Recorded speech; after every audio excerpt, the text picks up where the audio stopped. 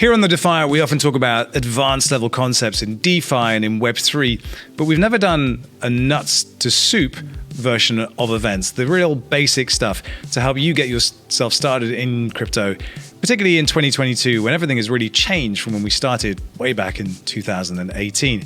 So if you have someone that you know that's looking to get started in crypto, then maybe you can offer this up as a very simple, very straightforward guide to getting started in crypto. And we'll come to all of that after these messages from our sponsors. Is your crypto sitting idle without earning you any passive income? On Nexo, you can maximize the value of your crypto in no time and earn rates of up to 17%. Their web platform and mobile app are super easy to use. You can buy crypto with cards instantly and start earning interest paid out daily. The Nexo exchange has over 300 market pairs. Every time you swap or buy crypto, you get up to 0.5% cash back that's automatically added to your wallet. If you want to finance buying a car or a trip to a faraway place, you can borrow cash by using your crypto or NFT as collateral. You don't lose your crypto, and you can get borrowing rates as low as 0% APR. Nexo has over 4 million users worldwide, and their platform is equipped with a top-quality security infrastructure designed to ensure maximum protection of assets at all times. Go to nexo.io and get started today. When you shop for plane tickets, you probably use Kayak, Expedia, or Google Flights. So why would you limit yourself to just one exchange when you trade crypto? To make sure you're getting the best possible price, you should use a DEX aggregator like Matcha. Matcha routes your orders across all the various DeFi exchanges on Ethereum, Polygon, Avalanche, BSC, Phantom, CeLo, and Optimism to provide the best possible prices without taking any commissions. Matcha has integrated fiat on-ramps so you can buy directly with your credit or debit card and uses smart order routing that splits your order across multiple liquidity sources. With Matcha, you can make limit orders on-chain so you can set and forget your DeFi trades. And now Matcha even offers gasless trading. Head over to matcha.xyz/Defiant and connect your wallet to start smarter with Matcha. So here's something you might come across in crypto. All the noise out there, YouTube and TikTok and Twitch, everyone's trying to tell you that they're an expert and they have all the answers, and it can get exhausting. So what I'm trying to offer you here is just the antidote to that, something clean and simple that doesn't do all the faces and all of that. So what we're going to do here, 4 steps: understanding the risks, onboarding, what can you do, and where to start. And we're going to take this poor little Lego character, rebuild it, and plug you in to the DeFi and crypto universe. Are you ready? Let's take the red pill. And you'll come across this meme a lot, getting red pilled in crypto. It means taking your first steps in and kind of understanding that what you thought about money, thought about value, thought about how we exchange between each other, completely changes right here. So let's start with some of the risks. What are the risks and how they might affect you? So the first risk is volatility. Crypto assets fluctuate massively in value. This is true. It can go up and down and up and down and up and down. And you have to get really good at kind of understanding that when things go down, it's never as bad as you think. And when they go up, it's never as good as you think. And somewhere in the middle is kind of where your sentiment should sit. I think a lot of the time people count themselves rich or count themselves poor when maybe they shouldn't. And it's just part of the journey, I am afraid. Reflexivity, that's another big piece of this. These positive feedback loops. George Soros was a big proponent of reflexivity. But this idea that there are the real fundamentals of a project, and then there's the meme version of it, the audience perception of it, the investor perception that starts to take over and drives the value. So you'll often see this in meme stocks, for instance. There's no fundamental value there, but the perceived value, and often that will come from the idea that if something gains enough in value and grows fast enough, then somewhere in the middle of it, the actual value will spring up just kind of out of this primordial soup, in a sense. And weirdly, sometimes that actually does genuinely happen. Sustaining it is a different matter, but it can, in fact, happen. Bored Ape Yacht Club is a perfect example of that. We also have asymmetric gains. So you start from, for instance, $100, and it is perfectly possible to turn $100 into $10,000 in a very short space of time. So you've made an enormous amount. The difference between making that much but then losing $100 that makes it asymmetric. So you could lose $100 and it wouldn't be the end of the world, hopefully. But if you made all of that much with the same stake, then that's pretty exciting. The difference is you could start from 10,000 and lose 98% of the value of that. And that has happened in crypto, even to relatively what would be considered strong assets. This is all part of the journey. Secondly, it's not FDIC insured. None of it is. I don't know when something like that will happen, but it hasn't happened yet. And so there's no hotline to call if things go wrong. There are support centers in exchanges and on OpenSea, and people will help you. It's just, if things go wrong, it's kind of on you. Thirdly, it's taxable. You will have taxes to pay on the things that you do in crypto. So it's worth kind of keeping a record. It doesn't have to be precise of where you started, what you did, and you can do it on a month-to-month basis, but making sure you have a record of that and you kind of keep track of it, that's kind of important. Fourth, information asymmetry. Man, this space can be hard to understand, and it moves so quickly as well that something's happening over here and you take a bit of time to learn this thing over here, and suddenly the narrative changes. Oh no, what you thought was good, it's no longer good, and now it's proven not to be good and everyone disappears. Staying on top of that is hard. It's very hard to understand, and knowledge is actually, it really is power here.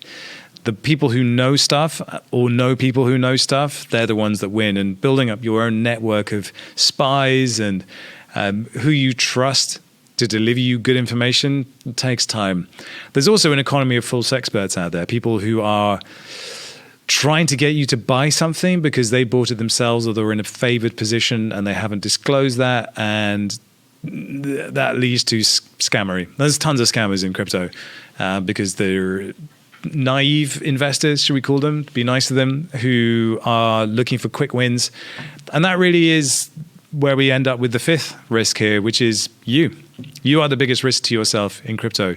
The risk that you misplace your seed phrase, the risk that you are greedy, that you move too fast, that you would just suffer some bad luck, or you just, use poor operational security and you get phished. That can happen. So let's look at this volatility thing. This is the Bitcoin chart, the whole of Bitcoin's life history. And you can see these enormous swings up to 20K. At the time, that 20K swing felt like this one up here, up to past 60K. And then all the way down. And this period here, down, down, down, down was terrible. This is when COVID, the kind of financial effects of COVID hit. And then as you can see here, boom. This is what crypto does. This is insane when it happens, and it kind of propels everything in all sorts of weird and wonderful directions, and all the sentiment goes up and down and up and down and up and down, and who knows what's going to happen on the other side of this, but it's highly volatile. Looking at another chart, well, doesn't this look volatile? Well, yeah, it does. Oh, whoa, whoa, whoa. This is the Tesla chart. Every bit as volatile as the Bitcoin chart. It just happens on longer time frames, so you don't kind of feel it quite so much in the moment, but that's volatility. And if you're an expert market trader, these swings from A to B are how you make money. Buy low, sell high. Doesn't have to be difficult. And yet, somehow it is, because in the moment, you don't realize that this is the top. You only realize it here when it's too late. So how do we red pill the risks? First, in volatility, there's an antidote to that. It's called a stablecoin. A stablecoin is a crypto version of a dollar. It doesn't have to be a dollar, but it's an asset that's designed to keep a stable value. Some of the big ones right now, UST, which is the native stablecoin of Terra, or USDC, which is a centralized stablecoin issued by Circle, backed one-to-one by US dollars. These are some flavors of it. You have algorithmic stablecoins, you have asset-backed stablecoins, and you have dollar-pegged stablecoins. All of them are designed to mitigate volatility. That used to be a very defensive posture. People called it tethering. You move or you sell your crypto to tether, and then when the market had calmed down a bit and you saw a better entry, you would go back in. Stablecoins now can earn you a pretty decent rate of interest, like 20% on UST on Anchor, and that makes them pretty attractive, really. So as soon as you made some money in crypto, maybe you just chop off a piece of that, put it into stablecoins and let them earn interest as you're continuing to work. That's can really work. So number 2, not FDIC insured. Here's where you need to use your brain a little bit. Diversify so you're not overly exposed to risks in a certain area. Teams can rug pull you. They can just run off. You can be scammed. It happens all the time. There are hacks. This is just a very adversarial space. Make sure you guard your private keys. You have redundant copies of them. You can put them on metal disks. You can have a hardware wallet like a ledger. Just think about how you're going to preserve this. Always assume the worst, basically. Taxable events. CoinTracker is probably the best place to start here. CoinTracker is also partnered with OpenSea, so you can now track NFTs. But what they will do is they will spit out a accountant-friendly record of your crypto journey.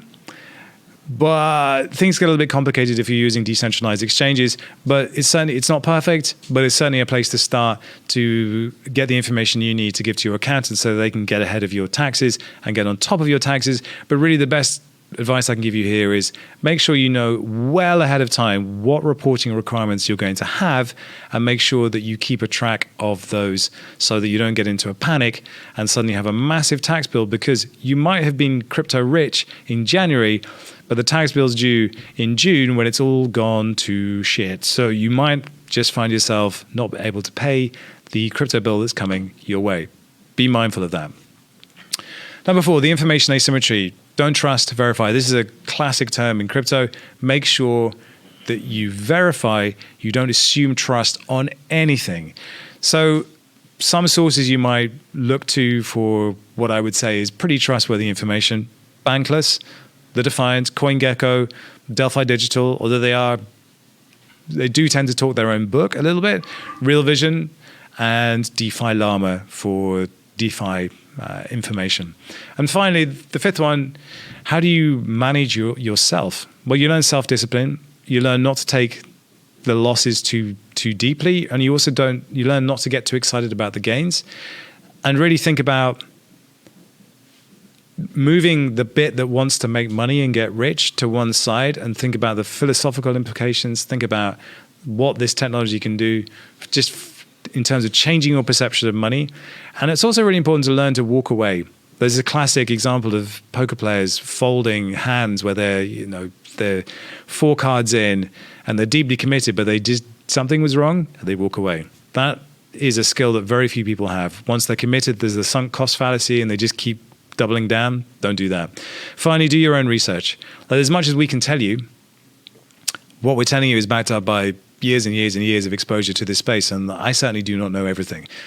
And I have my own parameters by which I filter this world, but you need to develop your own filters, and you need to develop your own sensibilities and your risk profile for what you're prepared to do. For some people, treating it like gambling is correct, but for others, when the losses bite, they bite hard and they don't want to go through that.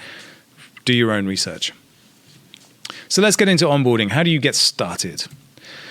So how I like to think of it is like traveling abroad, going to a foreign country that you don't know, that has a weird currency, that has different customs and cultures. That's what going on a crypto journey is like. Imagine you would prepare yourself by kind of researching what it's like there. What do people eat? How do you pay for travel?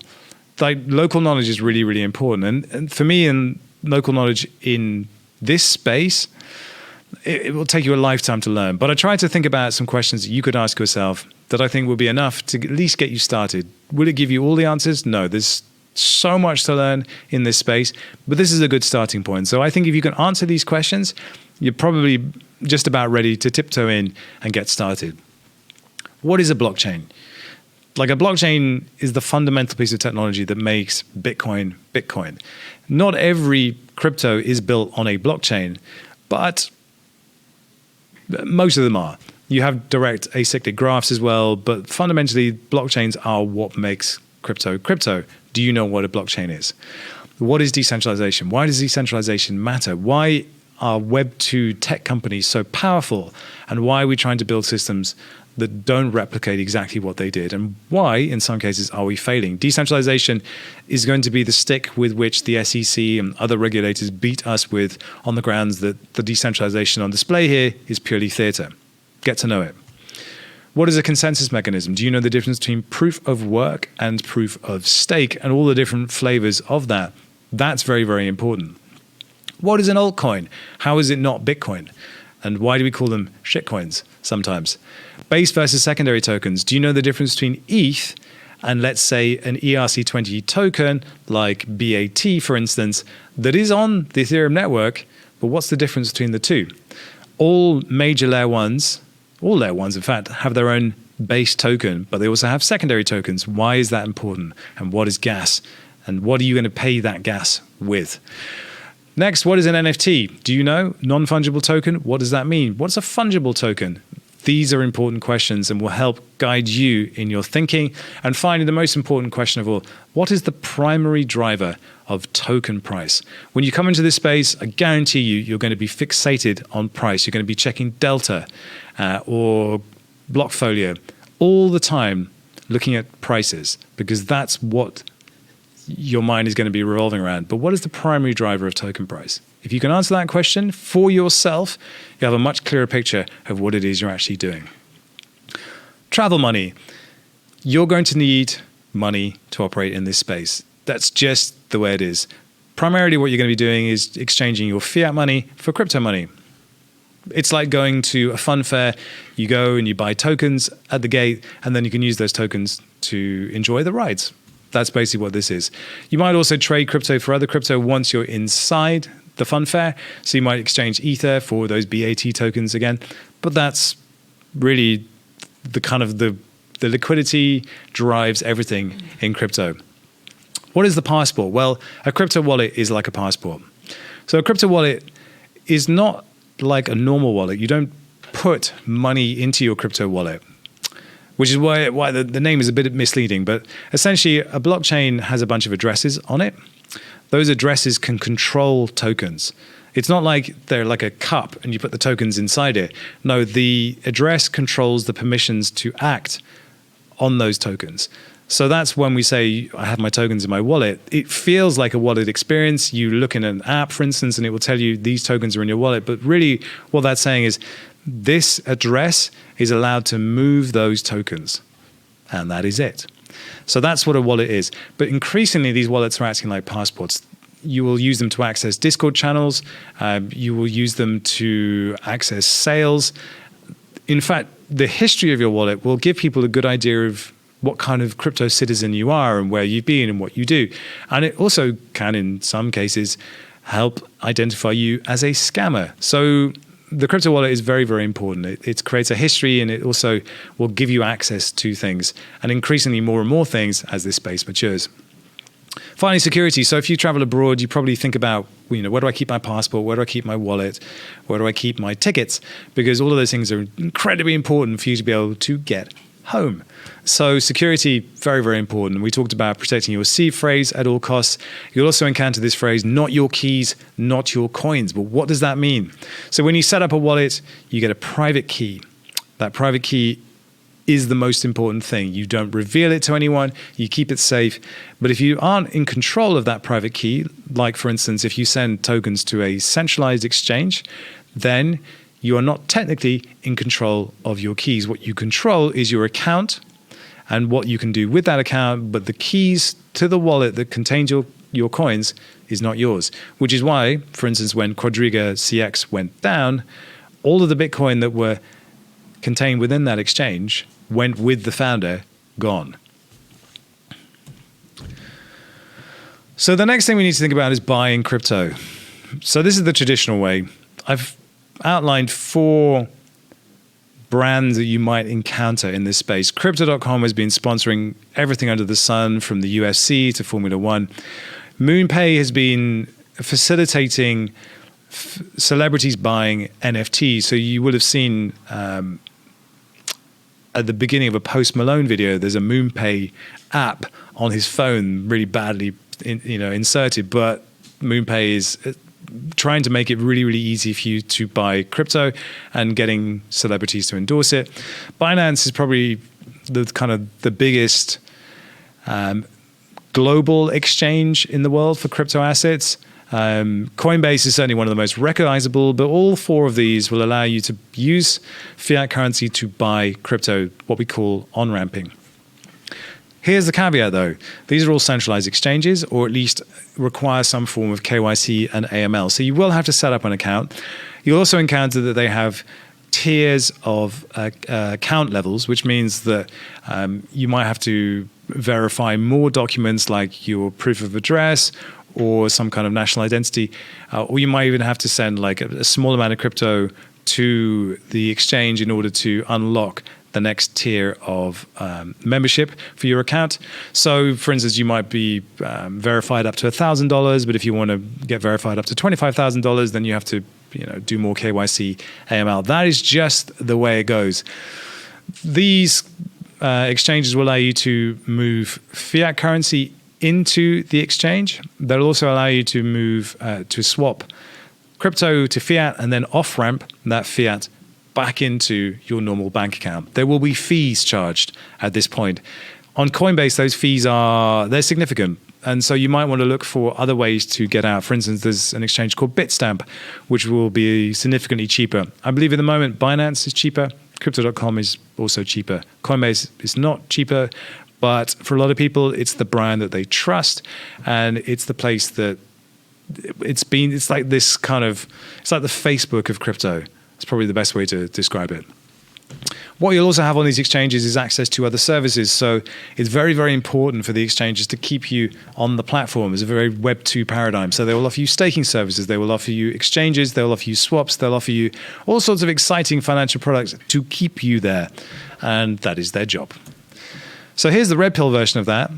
There is a wallet called MetaMask. This is a browser extension that will allow you to interact with crypto products in a decentralized way, and it will allow you to buy ETH with a debit card using either Wire or Transact, up to $1,000, no KYC required. So you could technically buy $1,000 every day until you've got 50 days worth of. I think they would probably flag you at that point, but for small transactions up to $1,000, you can do it without KYC or AML.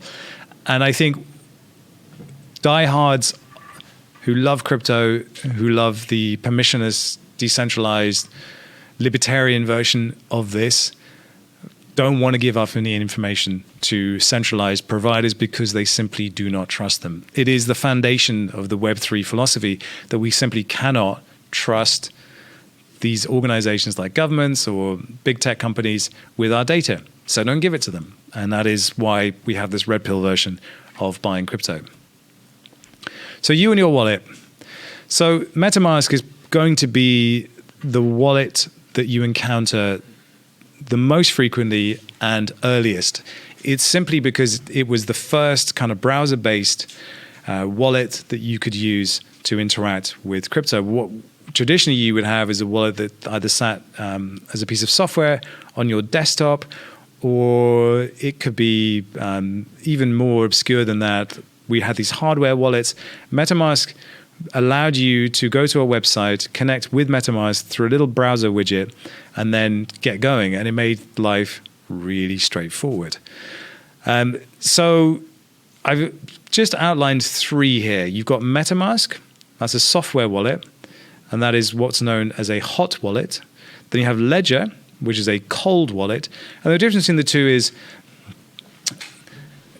Ledger is much more secure. It's much less prone to, well, it can't be hacked, and will allow you to sign transactions in a safe offline way. It's, for most people, it's recommended to have the bulk of your crypto on some form of hardware wallet, so it's not at risk from phishing attacks or malicious websites. Because if you keep your funds in a hot wallet, there's so many scams out there. Ledger will protect you from that. The other wallet I've outlined here is Exodus. Exodus is a really beautiful, really user-friendly software wallet that lives on your desktop, and it just gives you a really nice interface for interacting with your crypto assets. The way when funds come in, it makes a little sound. It also has a bunch of other features in there. It was the first wallet I ever used, and it's still, to this day, it's the most elegant, most beautifully designed, most user-friendly beginner wallet for anyone to get started with. And if you're a bit worried about having a hot wallet like MetaMask, and if a ledger wallet feels just too remote and kind of weird and clunky and like too many steps to get through, Exodus would be the place that I start. And I recommend, because their customer service is good, they always help you out, and it's the one that I started with. So what can you do in crypto? Well, this is a really good question, right? I call it the Crypto Funfair, and I've tried to break it down to make it as simple as possible. Right in the heart of this, you have trading. So as we looked at before, the volatility in crypto is a trader's heaven, just exploiting point A to point B, and the amount of volatility there is just intraday is absolutely insane. And for those who understand how to play that game, it can be extremely profitable, especially when you start working with leverage. But of course, that quickly becomes like gambling. But trading really is what makes anything possible in crypto. It's not just trading to exploit price differentiations. It's also trading because there's a token that you need and there's a token that you have, and being able to swap one for the other is really, really important. And there's two different ways you can do it. You can do it on a centralized exchange like Binance, Coinbase, or you can do it on a decentralized exchange like Uniswap, for instance. And if you're doing it on a decentralized exchange, what's happening is you have your tokens in your wallet, you connect to the exchange, and you swap them peer-to-peer with the pool of tokens that are sitting in that exchange, and that's it. You can also do straight up peer-to-peer trading of tokens as well, but that becomes a little bit more complicated. But effectively, the decentralized version is what we support on the Defiant, because, again, your keys, not your coins. That applies for everything here. But trading is really, it's the lifeblood of everything that happens in crypto. You just need people to be able to swap from one thing to another seamlessly. And they're getting close to 8,000 crypto assets at the moment. So there's all sorts of different things that can do different things, and you might want that one. You want to be able to exchange for it. But of course, a lot of people's initial journeys are send tokens to an exchange and then work within that exchange, trading rapidly and with nice trading interfaces and trading tools. That might be the game that you want to play. But really, trading drives everything. We have DeFi, which is, for me, is the most advanced. It's the sharpest iteration of crypto activity in the space at the moment. But it's also the most basic. So when I was talking about UST Anchor 20%, that's still DeFi. It's decentralized finance. It is the financial tools that we know today and some that we don't, but done in a decentralized, permissionless way. Permissionless means you, me, anybody can dive in and get going, and nobody can tell us that we can't. Now imagine you want to open up a bank account and you're Ukrainian right now. The banks will say no because they're not letting you in. Okay, great. DeFi doesn't care who you are or where you're from. That could be a problem. For instance, if you are an arms trafficker, or you're a hacker, or you're a scammer, but the point of DeFi is it doesn't care. So that's DeFi, and it's very, very complex. You have farms, you have LPing, you have AMMs, a bunch of things. It's not personally where I would advise anybody to start, but there's some really interesting financial innovation going on there. I paired that up with participation. So participation is one of the most exciting pieces of the crypto puzzle, because basically the whole thing revolves around peer-to-peer participation. It means anybody around the world can get involved. We've grown up accustomed to systems where the banks control everything, the government controls everything. You do not. You are not part of this, but you pay for the privilege of access. DeFi doesn't work that way. Crypto doesn't work that way. It relies on miners and those who stake to participate in networks and share in the profits or the proceeds of that activity. And that's how it works. And then because it's permissionless, anybody can. Now, there are barriers to entry, of course. Most of those are financial. For instance, you need 32 ETH to run a full POS validator on what will be the new Ethereum, but there are other ways to participate. There are pools. So there's always a way to get involved. And sometimes you just want to earn money, and sometimes you actually just want to be part of something. You want to participate. With DeFi, we need people to provide liquidity. Normally that would be a bank, but in the case of DeFi, it's crowdsourced liquidity. People from all over participate by adding their own liquidity to the pool, and that enables trading to happen. Participation is a big thing. Governance is another big thing. So certain protocols will reward you with governance tokens, which can be extremely valuable. And those governance tokens allow you to vote on proposals which will improve a protocol, and you might decide that you don't like that proposal, and so you can vote against it. You have the right to vote. Participation in governance is quite low, but I'm imagining as a protocol gains in value, gains in scale, that will become more valuable. We also have NFTs. NFTs, the whole other category all to themselves. JPEGs, crypto art, PFPs. They're highly illiquid, but they can generate massive gains very, very quickly for people. And they're quite fun communities for beginners to get stuck into. So a lot of people who've come into this space in the last 6 months or so have found themselves going toward these PFPs and JPEGs just because a picture is much easier to understand than a shitcoin, and the communities are just a lot more fun. But it's quite unsophisticated, and there's a lot of scammers. There's quite a lot of scammers around. And I bundle this with play to earn. If you've heard of Axie Infinity, play to earn is a means by which you can play a game and earn crypto. You know, it's usually revolving around NFTs or breeding or some kind of mechanism by which, you know, you just keep grinding away every day and you can earn crypto. And that's all very exciting. Play to earn is still very much in its early stages and will evolve and develop. But it certainly plugs into that NFT space. And it's something that a lot of companies are looking at to try and figure out what the best version of that recipe is. So those are different ways you can get involved. There are others, but these are the kind of main ones. And you might decide that you just want to do NFTs, you just want to do DeFi, but all of them revolve around this central trading block, and all of them require all of these things to happen. So where do you start? That's a good question. So this is the top 11 projects on CoinGecko. And I use CoinGecko primarily to understand what's happening in the market and get a sense of, you know, how many tokens there are in a particular ecosystem, what the value of those tokens are, how many have been unlocked, what the emissions rate is for proof of stake networks, these kind of things. So you can look down this list and have a look at these projects and start to inquire what's going on there. Maybe you want to know what kind of consensus mechanism they use. Maybe you want to know how old they are. Maybe you want to know what the team is behind them. So this is really how we get the headline info. And Ethereum has been the project that has led the way here. It's a layer one. And the thing about Ethereum is it was never designed to be as big as it is. It was never designed to support as much activity as it does. And yet it's still going. And it's still by far the most used blockchain network in terms of sort of diversity of projects on there. And it's where a huge amount of innovation that has then been copied and forked across other ecosystems has originated.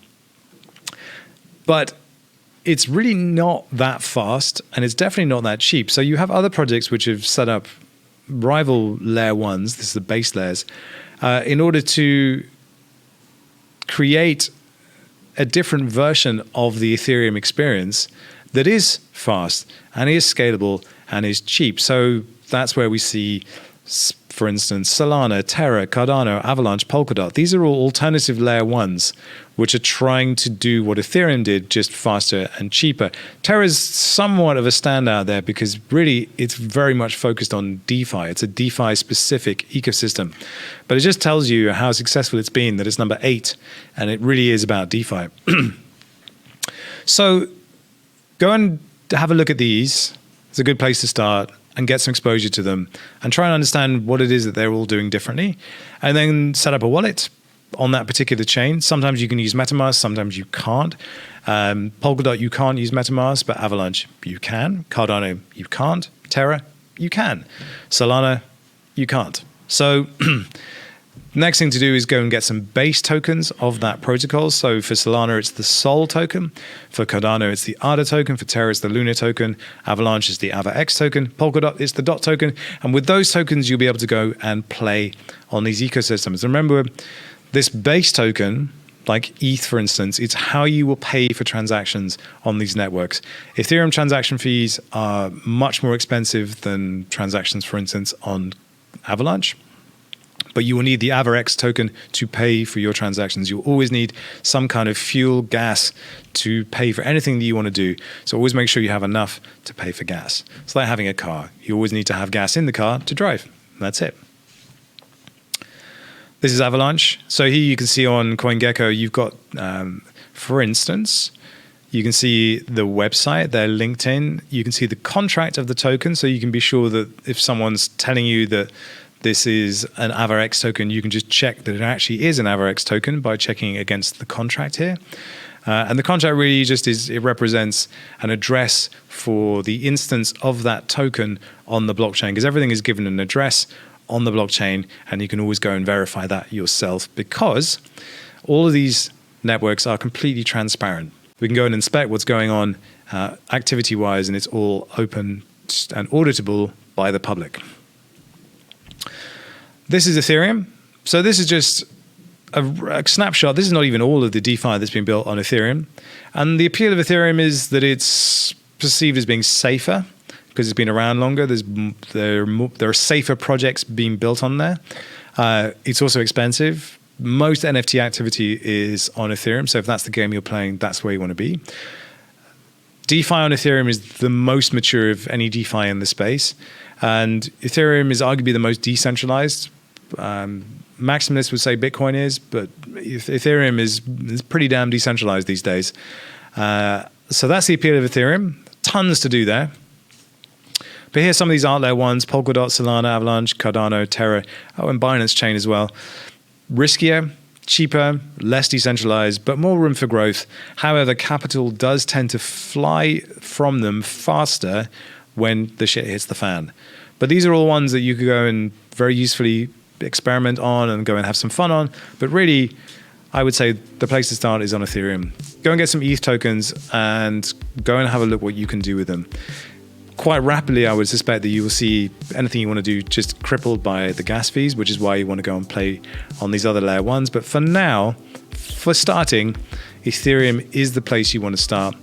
And if you rewind back through this presentation, think about where you could go and acquire some ETH tokens to get started, load them into your MetaMask wallet, and that is how we do that. Now, if you want to understand how you set up a MetaMask wallet, how you generate a private key, we'll do that in a different video. But this really is a snapshot. It's a starting point for you to get going in crypto. Well, I hope that was useful. If you liked it, drop us a like. If you want to subscribe as well. And stay tuned on this channel for more DeFi, Web3, and NFT videos coming soon.